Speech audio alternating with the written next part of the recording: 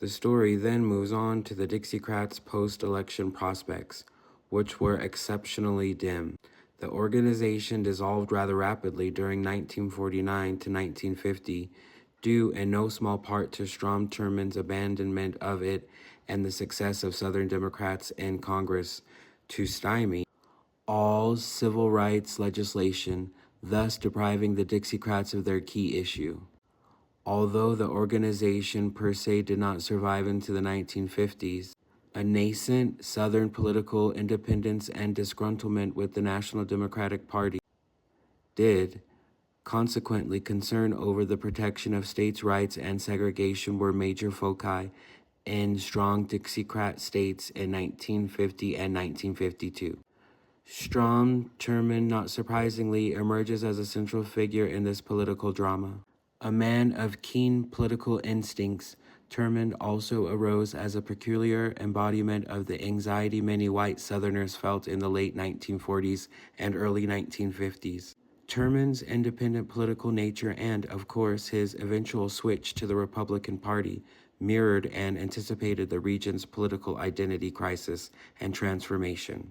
In presidential politics, during this period, Thurmond's lone wolf, almost anti-establishment political nature meshed well with his personal life.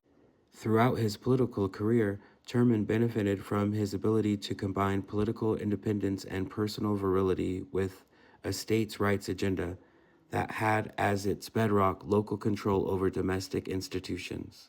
His career has served as a most interesting guide into the story of Southern politics in the 1940s and 1950s.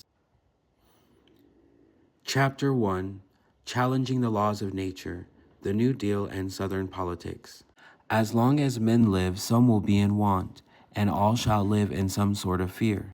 To attempt to provide otherwise will meet with about as much success as an attempt to change the laws of gravitation.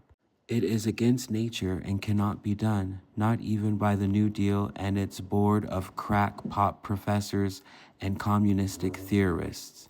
Walter Sillars, Mississippi planter and Speaker of the Mississippi House of Representatives. To the casual observer, life in the broad, flat alluvial plains of Boulevard County in the 1930s seemed to go on pretty much as it had since the first white settlers arrived in the early 19th century. In this county, where blacks outnumbered whites 4-1, cabins once inhabited by black slaves were now filled with black and white sharecroppers and tenants who, lacking effective political voice, found themselves trapped in an economic vice from which they saw few means of escape.